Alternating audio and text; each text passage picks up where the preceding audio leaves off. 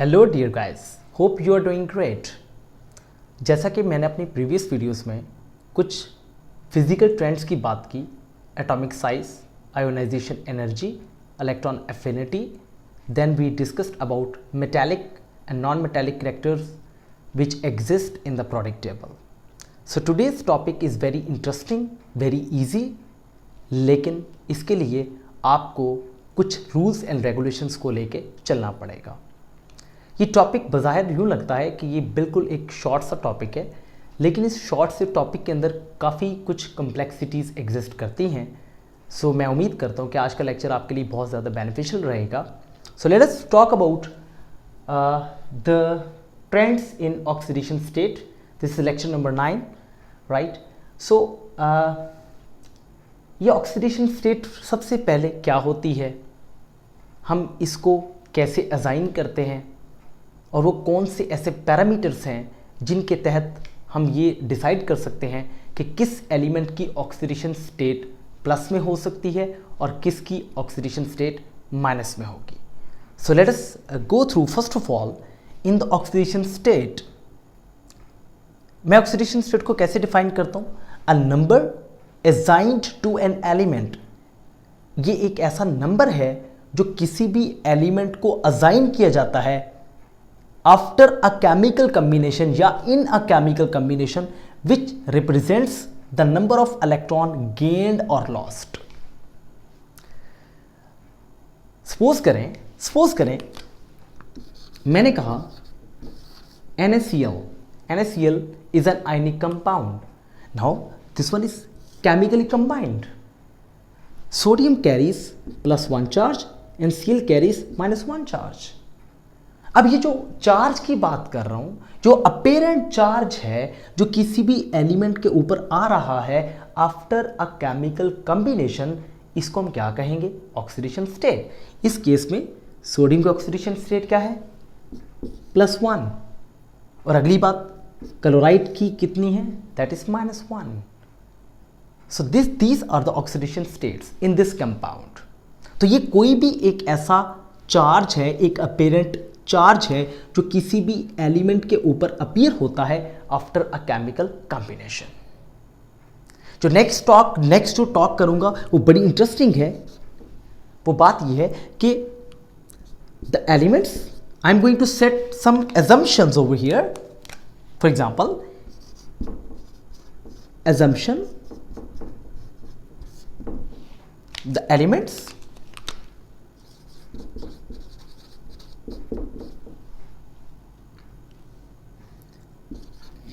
which have greater value of electronegativity usually possess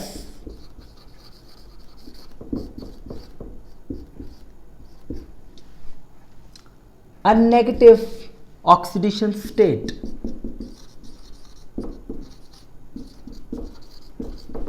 and vice versa.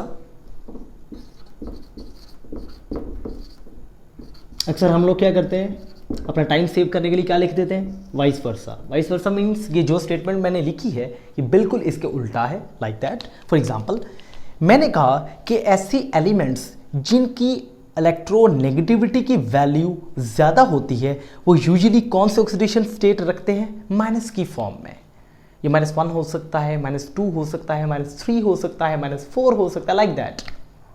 So I hope so that this one is a very correct assumption which really just applies on this case. इस case के ऊपर अगर आप check कर लें कि sodium की जो इलेक्ट्रोनेगेटिव वैल्यू है वो क्लोराइड से क्या होती है? कम होती है। क्लोराइड जो है वो किस तरफ पड़ा हुआ है? पीरियोडिक टेबल के राइट साइड पर है। तो जो राइट साइड वाले एलिमेंट्स हैं, साबित हुआ उनके अंदर जो ऑक्सीडेशन स्टेट है वो यूजुअली किस में होगी? माइनस के अंदर होगी। और जो आपके लेफ्ट साइड पर हैं, पीरियोडिक टेबल की जो लेफ्ट साइड पर हैं, उनकी ऑक्सीडेशन स्टेट यूजुअली क्या होगी? पॉजिटिव के अंदर होगी। ये है हमारा एक वेरी एक रफ सा और एक वेरी ब्रीफ थीम, और ये अजम्पशन काफी हद तक दुरुस्त भी है। Okay, so let us talk about the next thing.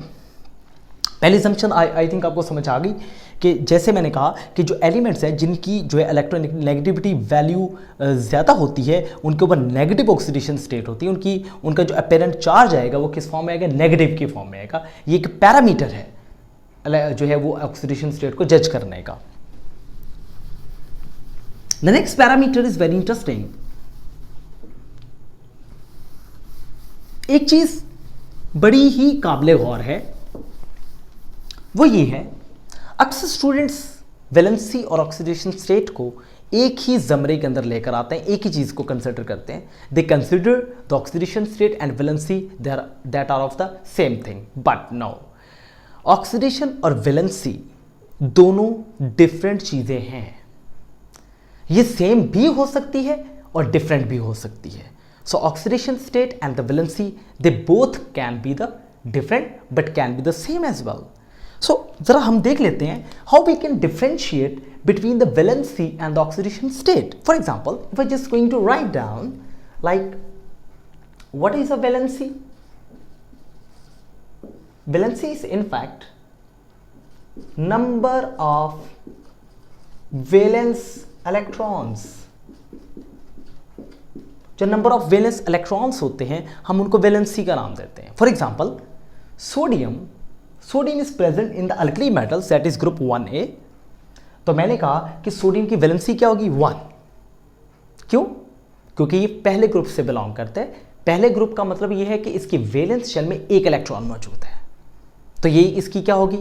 Valency होगी। अब आप कहते हैं कि what will be this oxidation state? अगर हम सोडियम के कंपाउंड्स का बआसानी जायजा लें, अगर हम उसको एनालाइज करें, हमें ये नजर आता है। फॉर एग्जांपल दैट इज, अभी मैंने एग्जांपल राइट डाउन की NaCl, Na पे +1, Cl पे -1। तो इसका मतलब है कि सोडियम की ऑक्सीडेशन स्टेट भी 1+ होगी और इसकी वैलेंसी भी क्या होगी? 1 होगी। सोडियम पहले ग्रुप का एलिमेंट है तो इसकी जो है वो वैलेंसी क्या होगी? 1, राइट। और इसकी ऑक्सीडेशन स्टेट भी क्या होगी? 1। तो ये वो एलिमेंट है जिसकी ऑक्सीडेशन स्टेट और वैलेंसी दोनों सेम है। आई hope so you understand this one. तो ये ऐसी एग्जांपल मैंने उठाई जिसमें ऑक्सीडेशन स्टेट और वैलेंसी दोनों क्या है? बराबर होगी। Okay fine. So this is the next assumption that valency, what is the valency? That is number of valence electrons. लेकिन मैंने थोड़ा सा आपको कॉन्सेप्ट इसका क्लियर लाजमी करवाना है कि आखिर वैलेंसी और ऑक्सीडेशन स्टेट में फर्क क्या होता है। मैंने कहा number of valence electrons are called as a valency, right. But अगर हम बात करें ऑक्सीडेशन स्टेट की तो अभी उसको कैसे डिफाइन किया? The apparent charge which appears on an element after a chemical combination, that is called as oxidation state. एक क्लियर सा एक डिफरेंस बता दूं आपको ताकि आप लोग कभी भी कंफ्यूज ना हो। Very very interesting. वो डिफरेंस क्या है? Valency can never be 0 while oxidation state can be 0. Valency can never be 0 while the oxidation state can be 0. This is very interesting difference between the valency and the oxidation state. For example, मैं एक example write down करता हूं। Zn plus H2SO4, this is going to make ZnSO4 plus H2. Fine. So this is a chemical reaction, redox reaction है। इसमें अगर zinc देखें तो याद रखिएगा ऐसा एलिमेंट जो फ्री स्टेट के अंदर पड़ा हो उसकी ऑक्सीडेशन स्टेट क्या होती है? 0। फाइन, वो किसी से नहीं मिला हुआ, तो this is oxidation state that is 0। And sulphate that is -2, it's a 2 into +1 is equal to +2। Obviously sulphate -2 +2 0। Hydrogen भी है किस केस में? इट इज फ्री स्टेट, इसलिए आपने ही एलिमेंट से कंबाइन किया हुआ है, तो ये मॉलिक्यूलर फॉर्म में है, एग्जिस्ट कर रहा है, तो इसकी ऑक्सीडेशन स्टेट भी क्या होगी? 0। और इस केस में ऑक्सीडेशन स्टेट क्या होगी? 0, क्योंकि ये फ्री स्टेट के अंदर पड़े हैं, ये किसी डिफरेंट एलिमेंट से कंबाइन नहीं किए हुए। तो इसका यहां से क्या चीज साबित हुई कि जो वैलेंसी है दैट इज एलिमेंटल फिनोमेना।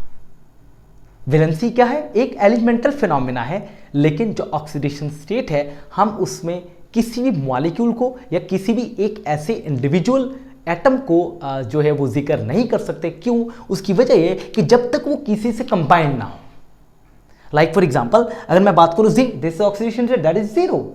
लेकिन अगर हम इसमें बात करें तो यहां पर सल्फेट दैट कंटेन -2, लेकिन याद रही ओवरऑल चार्ज है जो कि सल्फेट के ऊपर है। I am not talking about that, इसकी डिबेट थोड़ी सी बाद में हम डिस्कस करेंगे। Okay, so what is that? Anything which is present in a free state that is 0, right? ये किसी से नहीं मिला हुआ, ये हाइड्रोजन है, ये भी किस फॉर्म में? 0 की फॉर्म में। आई hope so you understand this one. So this is one very interesting difference between the valency and oxidation rate, that valency can never be 0 while the oxidation state can be 0. क्योंकि हम जो तमाम कोई भी element हो उसके valence shell में कुछ ना कुछ इलेक्ट्रॉन जरूर पाए जाएंगे। 1 है, 2 है, 3 है, 4 है, etcetera. Fine, so this is very interesting case. और मैंने एक बात और एजम्पशन दी कि valency and oxidation state sometime they will be same and some time they will be different. आज हम सारे एक एक एलिमेंट को लेके उसको डिस्कस करेंगे। और आज का टॉपिक भी ज़रा प्रीवियस जो टॉपिक से लिंक करता है, जैसे मैंने बात की डायसेक्शन की, तो आज वाले जो है वो टॉपिक को भी हम क्या करेंगे? डायसेक्ट करेंगे in the terms of oxidation state. Thank you. Okay, so if I just talk about अब आते हैं हम अपने ट्रेंड्स की तरफ थोड़ा सा। लाइक आप कहते हैं कि सर किन की ऑक्सीडेशन स्टेट जो है वो एलिमेंट्स को कैसे जो परफेक्टली जो असाइन कर दी जाती है विदाउट एनी सोचे समझे। मैं कहूँगा +1, 1+ और 1+। Sometimes sometimes students going to write down the 1+, +1 is no problem, लेकिन मैं उसको करेक्ट मेथड से कैसे लिखता हूँ? 1+ like that. So this is very correct method because there should be the difference between mathematics and the chemistry. Fine, Be 2+, Mg 2+, Ca 2+, B 3+, aluminium 3+, carbon 4+, silicon 4+, right? F 1-। इस वक्त मैंने जितने elements के ऊपर ऑक्सीडेशन स्टेट को assign किया, याद रखिएगा ये वो एलिमेंट्स हैं जो अपनी ऑक्सीडेशन स्टेट को चेंज नहीं करेंगे। हमेशा जब भी आएंगे कंपाउंड की फॉर्म में आएंगे तो वो यूजुअली अपनी यही वाली ऑक्सीडेशन स्टेट शो करेंगे जो मैंने यहां पर मेंशन की। तो आपका पहला सवाल कि सर आपने इनके ऊपर +1 क्यों मेंशन किया? वाई? बिकॉज तमाम अल्कली मेटल्स अपनी ऑक्सीडेशन स्टेट +1 हमेशा शो करते हैं। तो ये काज कैसे हो? ग्रुप 1 उनकी ऑक्सीडेशन स्टेट क्या होगी? 1 और उनकी वैलेंसी भी क्या होगी? 1, राइट? अगर बात करें ग्रुप 2 एलिमेंट्स की, उनकी वैलेंसी भी 2, उनका ऑक्सीडेशन स्टेट भी 2। Why? Because all of these metals are electropositive metals, चाहे वो अल्कली मेटल्स हों चाहे वो अल्केलाइन अर्थ मेटल्स हों। तो ये यूजुअली क्या होती हैं? इलेक्ट्रोपॉजिटिव मेटल्स होती हैं। ये अपने वैलेंस शेल में से जितने इलेक्ट्रॉन है उसको एक्सपेल कर देती हैं। आफ्टर एक्सपल्जन जो चार्ज आएगा that will be the oxidation state. अगर हम बात करें ग्रुप 3 एलिमेंट्स की, तो आप कहते हैं सर आपने सिर्फ और सिर्फ 2 एलिमेंट्स के ऊपर जो है वो चार्ज का जिक्र किया, ऑक्सीडेशन स्टेट का जिक्र किया, बाकी एलिमेंट्स के अंदर आपने ऑक्सीडेशन स्टेट का जिक्र नहीं किया, मैंने नहीं राइट डाउन किया। Definitely there is a question that is hidden in this area. हम उसको बाद में डिस्कस करेंगे, लेकिन जरा चेक कर लें कि किन एलिमेंट्स की जो परफेक्ट ऑक्सीडेशन स्टेट है ताकि हमें बाद में कोई दिक्कत ना हो। Like carbon, it exist in +4 oxidation state, silicon that present in +4 oxidation state, and but I didn't mention the nitrogen oxidation state, phosphorus, arsenic like that, oxygen, sulphur, selenium, I didn't wrote like that. मैंने कहीं पे भी जो ऐसे elements जो मैंने छोड़ दिए मैंने उनके ऊपर ऑक्सीडेशन स्टेट मेंशन नहीं की। वाई? क्यों मेंशन नहीं की? ओके, सो एक और एलिमेंट देख लेते हैं, जैसे फ्लोराइट है, इसके ऊपर ऑक्सीडेशन स्टेट क्या? -1। मैंने इनके ऊपर ऑक्सीडेशन स्टेट मेंशन क्यों नहीं की? उस सवाल का जवाब ये है, like most of elements exist in variable oxidation state. ज़्यादातर जो एलिमेंट हैं वो एक से ज़्यादा ऑक्सीडेशन स्टेट में पाए जाते हैं। आप कहते हैं कि इसमें कौन से ऐसे एलिमेंट्स हैं, ऑब्वियसली जो मैंने छोड़ दिए, इसका मतलब है कि वो एक से ज़्यादा ऑक्सीडेशन स्टेट में पाए जाते हैं। फाइन, फॉर एग्जाम्पल मैं कहता हूँ जो गैलियम है, गैलियम, राइट, मैं गैलियम से स्टार्ट करता हूँ क्योंकि यहाँ से मैंने छोड़ा था। तो गैलियम इट एग्जिस्ट, मैं इसको रेड से शो करता हूँ, right. So gallium it exist in +1 as well as +3 oxidation state, या आप ऐसे भी कह सकते हैं 1+, जैसे मैंने लिखा।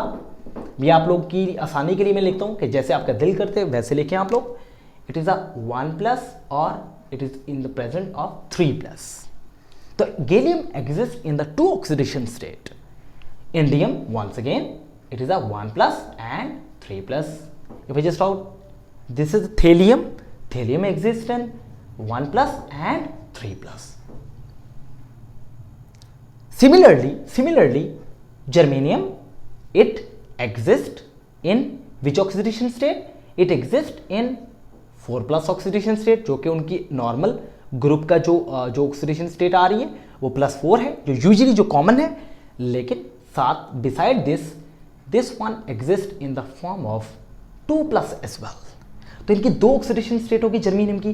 सिमिलरली टिन की भी कितनी होंगी? Tin, SN stand for tin, stannic, stannous, 4+ and 2+. If I just talk about lead, it's a 4+ and it's a 2+. If we just talk about the nitrogen का केस मैं थोड़ा सा बाद में डिस्कस करूंगा। वाई? बिकॉज नाइट्रोजन के अंदर बहुत ज़्यादा ऑक्सीडेशन स्टेट एग्जिस्ट करती हैं। याद रखिएगा, नाइट्रोजन में -3 से लेके +5 तक ऑक्सीडेशन स्टेट एग्जिस्ट करती हैं। So I will verify with the help of some compounds जिनके अंदर नाइट्रोजन -3 से +5 तक इसकी ऑक्सीडेशन स्टेट वेरिएबल है। Next thing, phosphorus, once again it exists in the form of that is -3 to +5, that's it. Some more compounds, जैसे जैसे मैं ऊपर से नीचे जा रहा हूँ तो लाइक इसमें मतलब थोड़ा सा ट्रेंड जो है वो थोड़ा सा चेंज होना शुरू हो जाएगा। लाइक इसमें भी जो ऑक्सीडेशन स्टेट वेरिएबल होगी, इनकी डिस्कशन बाद में करूंगा, पहले जरा इनके ऊपर एनालिसिस कर लूँ। First of all let us analyse on these elements and these elements. चलिए मैं अभी बात करता हूँ सिर्फ और सिर्फ ग्रुप 3 एलिमेंट्स की। सवाल नंबर 1, आखिर ये +3 ऑक्सीडेशन स्टेट क्यों शो करते हैं? पहला सवाल। उसका जवाब बहुत सिंपल है। एक तो उनका ग्रुप नंबर 3 है, राइट, और दूसरी बात ये कि वो अपने वैलेंस शेल में से तीनों के तीनों इलेक्ट्रॉन को निकाल देंगे। तो मैं कहूँगा कि उनकी यूजुअली ऑक्सीडेशन स्टेट क्या होगी? +3। लेकिन जैसे जैसे आप गैलियम की तरफ मूव करते हैं तो इसमें +1 ऑक्सीडेशन स्टेट आ रही है। इसका मतलब है कि वैलेंस शेल में से 2 इलेक्ट्रॉन जो हैं वो नहीं निकाले, 1 इलेक्ट्रॉन निकाल दिया, 2 इलेक्ट्रॉन पीछे बढ़े में 1 इलेक्ट्रॉन निकाल दिया, तो 1+ आ गई। सिमिलरली इंडियम एंड थैलियम सबके अंदर कौन सी ऑक्सीडेशन स्टेट आ गई? +1+। That's it. अगर आप इसका जवाब जानना चाहते हैं तो डेफिनेटली आपको एक ट्रिक में जाना पड़ेगा which is called as electronic configuration. आज मैं आपको एक ट्रिक भी साथ थोड़ा सा सिखाऊंगा कि इनकी जो वैलेंस शेल इलेक्ट्रॉनिक कॉन्फ़िगरेशन है उसको कैसे राइट डाउन करना है। It is very interesting. Fine, if you just talk about the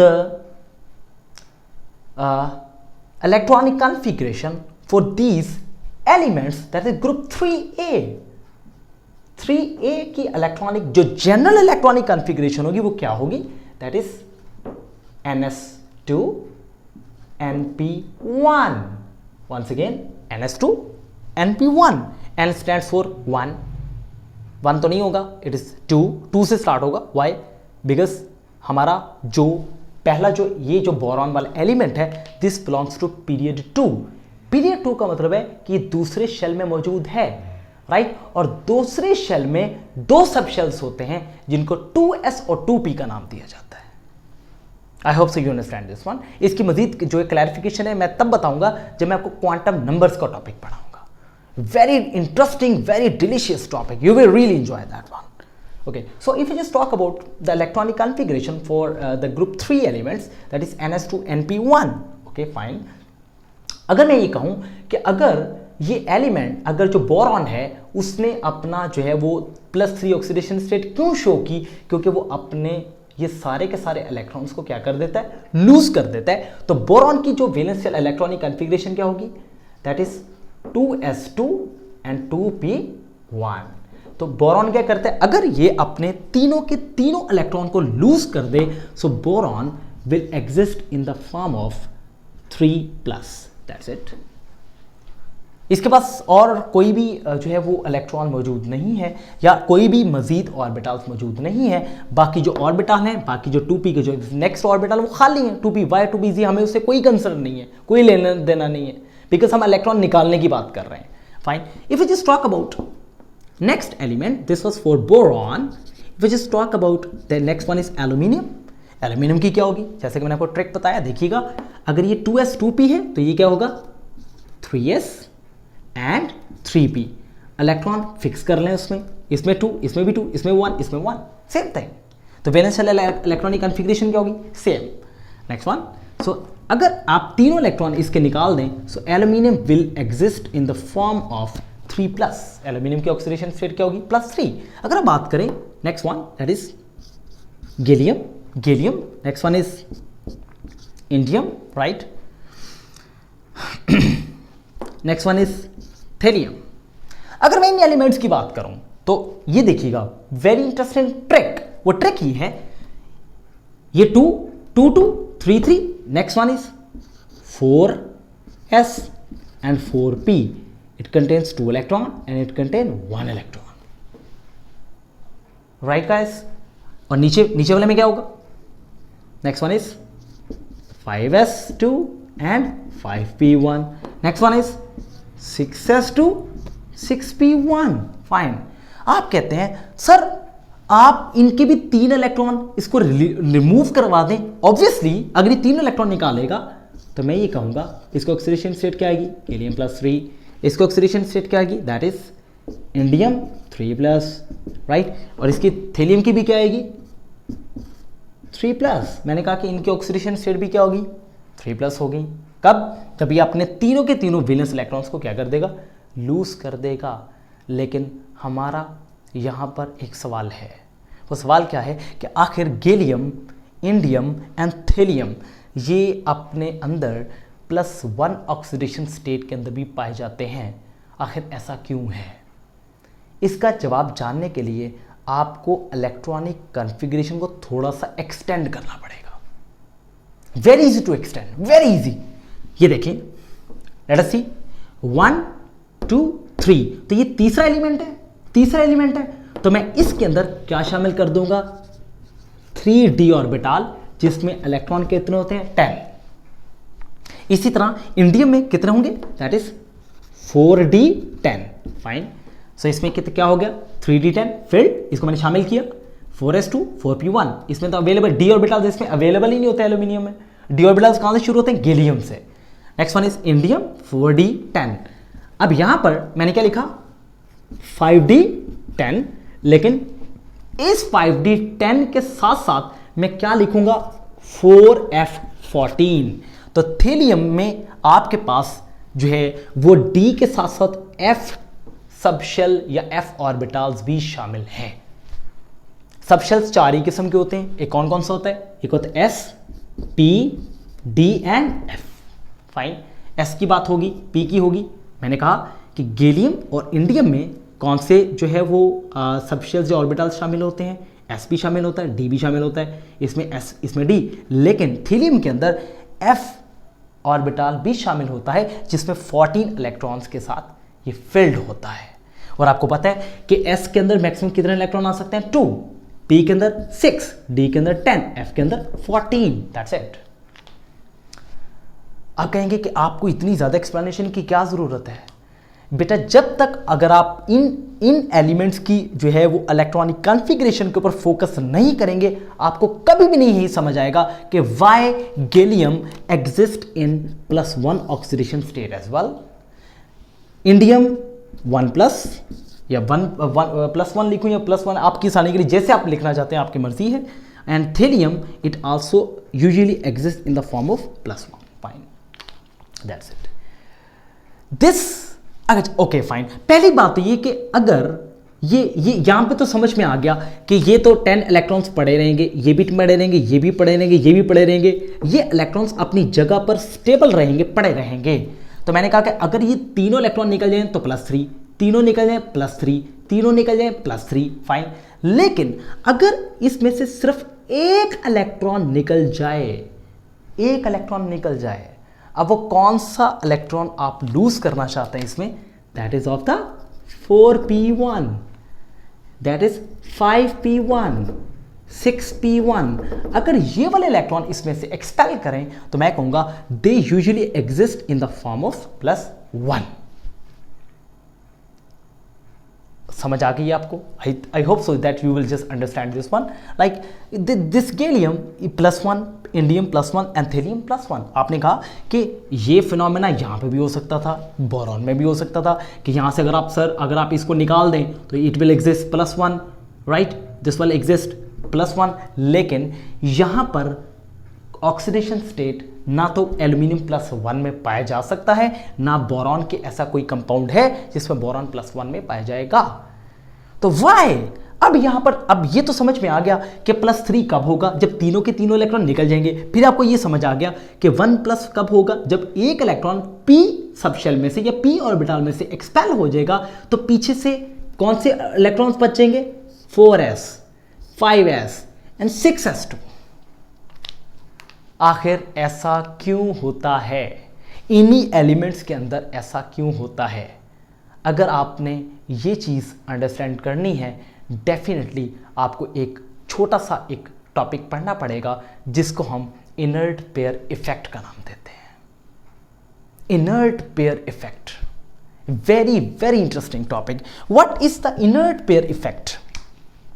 if I talk about what is the inert pair effect, let's see.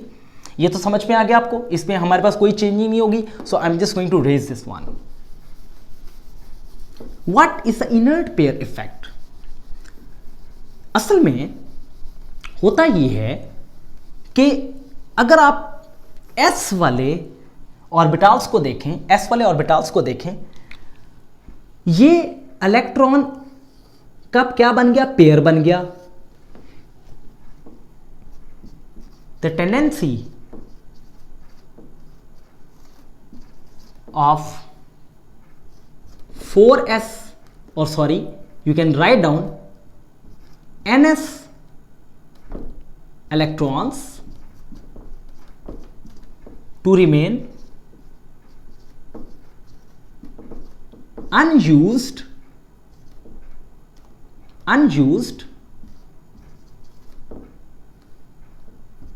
in bonding is called as inert pair effect. So this is a phenomena in fact. So this is called as a inert pair effect.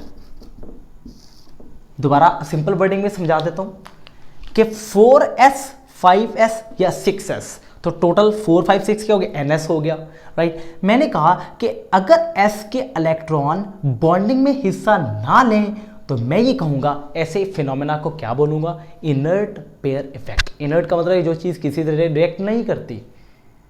Inert pair like electrons किस form में होते हैं? Pairs की form में होते हैं. S में pairs की फॉर्म, ये जोड़ा पूरा पड़ा हुआ 1, 2, ये एक जोड़े की फॉर्म है, ये भी जोड़े की फॉर्म है, ये भी जोड़े की फॉर्म है. तो इनका इस्तेमाल ना होना बॉन्डिंग के अंदर फिनोमेना को क्या बोलते हैं हम? Inert pair effect. अब पहली बात ये कि ये तो समझ में आ गया कि इनर्ट पेयर इफेक्ट, इसका मतलब है कि गैलियम, इंडियम एंड थेलियम, इनमें क्या चीज एग्जिस्ट करती है? Inert pair effect. आखिर ये inert pair effect in elements में क्यों आता है? ये नेक्स्ट क्वेश्चन है. उसकी वजह ये है, that is called as shielding effect. Due to the shielding effect, देखिए किस तरह लिंक कर रहे हैं टॉपिक्स आपस में. यहां पर एक मैं सीक्वेंस लिखूंगा, नेवर फॉरगेट दैट S का शील्डिंग इफेक्ट ज्यादा होता है P से, P का ज्यादा होता है D से, D का ज्यादा होता है F ऑर्बिटल से. तो मैंने कहा कि जो d और f ऑर्बिटल्स होते हैं they usually possess a poor shielding effect. ये क्या करते हैं, इनका साइज क्या होता है, बड़ा होता है, राइट। इनका साइज क्या होता है, बड़ा होता है। और ये डी और एफ किस में पाए जा रहे हैं, डी और एफ तो ऊपर ना बोरॉन में थे ना एल्यूमिनियम में थे, लिहाजा उसके अंदर इनर्ट पेयर इफेक्ट का कॉन्सेप्ट नहीं आएगा। कॉन्सेप्ट कहां से शुरू होगा, गैलियम, इंडियम एंड थेलियम से। तो जितना साइज बड़ा होता जाएगा, जितना साइज बड़ा होता जाएगा, तो मैं कहूंगा कि as we move from top to bottom the size is growing bigger and bigger. जितना साइज बड़ा होता जाएगा उतना जो है वो कौन इन्वॉल्व हो रहे हैं, D and F electrons are going to be involve. वो जो डी और एफ इलेक्ट्रॉन्स हैं वो एस इलेक्ट्रॉन के ऊपर पुअर शील्डिंग इफेक्ट पोजेस करते हैं, यानी कि उसके ऊपर कम शील्डिंग इफेक्ट जो है ना वो क्रिएट करते हैं। इसका मतलब ये हुआ कि एस, डी और एफ जो हैं ऑर्बिटल्स, उनका शील्डिंग इफेक्ट पुअर हुआ। अगर शील्डिंग इफेक्ट पुअर हुआ तो ये जो एस इलेक्ट्रॉन है ये न्यूक्लियस की तरफ ज्यादा फोर्स से क्या होंगे, अट्रैक्ट होंगे। तो जो चीज न्यूक्लियस की जितना करीब जाएगी उसका लूज होना उतना मुश्किल हो जाएगा, इसी वजह से कि ये न्यूक्लियस के करीब हो जाएंगे और ये न्यूक्लियस से थोड़ा सा दूर हो जाएगा, जिसकी वजह से P के इलेक्ट्रॉन को निकालना आसान है जबकि S के इलेक्ट्रॉन को निकालना बहुत ज्यादा मुश्किल हो गया है due to poor shielding effect of the D and F orbitals. That effect is called as a inert pair effect. I hope so you understand this one, it's very interesting case. अब आप कहते हैं कि sir ये जो inert pair effect है ये आखिर किन एलिमेंट्स के अंदर पाया जाता है, तो मैं उसका नाम लूंगा, right, very very interesting term, that is called as post transition metals. किसमें आएगा, पोस्ट ट्रांजिशन मेटल्स। अब आप कहेंगे कि सर ये पोस्ट ट्रांजिशन मेटल्स कौन सी होती हैं, let's see. Post transition metals में हमारे पास जो मेटल्स शामिल होती हैं, मैंने कहा कि जो ट्रांजिशन मेटल्स के बाद वाली जो मेटल्स होंगी they are called as the post transition metals, जिसके अंदर हमारे पास आ जाता है gallium, indium, thallium. Next one is germanium. Germanium को समटाइम पोस्ट ट्रांजिशन मेटल कहते हैं, समटाइम नहीं कहते, लेकिन मैं इसको जरूर शामिल करूंगा। व्हाई, बिकॉज इसके अंदर भी +2 और +4 दोनों ऑक्सीडेशन स्टेट बनाने की एबिलिटी मौजूद है। So this one will be once again are the post transition metals, and this one once again arsenic and antimony and bismuth.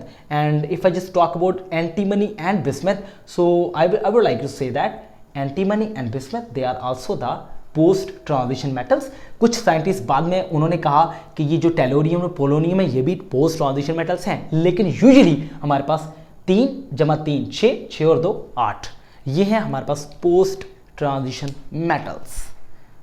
ये वो हैं जिनके अंदर usually they exist in more than one oxidation state. That's it. What happens here in this case, if I just talk about these elements, once again मैं तीसरे group की बात कर रहा था और मैंने कहा कि जो थर्ड ग्रुप है उसके गैलियम से इंडियम और फिर थेलियम, इनमें कौन से ऑर्बिटल्स शामिल हो रहे हैं, दैट आर 3d, इसमें देखिए 4d, इसमें 4f एंड 5d। इसका मतलब क्या हुआ कि सबसे ज्यादा पावरफुल इनर्ट पेयर इफेक्ट इनमें सबसे ज्यादा किस में होगा, that is the thallium, obviously. Why, क्योंकि इसमें एफ भी इन्वॉल्व है। इसमें क्या इन्वॉल्व है, एफ। तो यहां से एक बात और करके मैं इस सेशन को अभी तक के लिए इसको वाइंड अप करूंगा। जो नेक्स्ट मैं स्टार्ट करूंगा that will be about the analysis of the 4a group and their oxidation state. Let's see what happens in this case.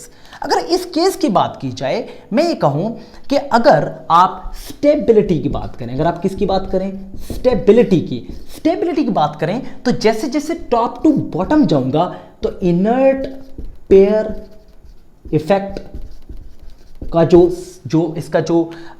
Effect है, लाइक इसका जो सीक्वेंस है वो बढ़ता जाएगा, इसका इफेक्ट इंक्रीज करता जाएगा जैसे जैसे आप टॉप टू बॉटम मूव करेंगे। किसके अंदर, ग्रुप 3 के एलिमेंट्स के आइंस की बात करेंगे, राइट। सो मैं ये कहूंगा कि अगर टॉप टू बॉटम जाऊंगा तो इनर्ट पेयर इफेक्ट बढ़ता जाएगा, तो मैं ये कहूंगा स्टेबिलिटी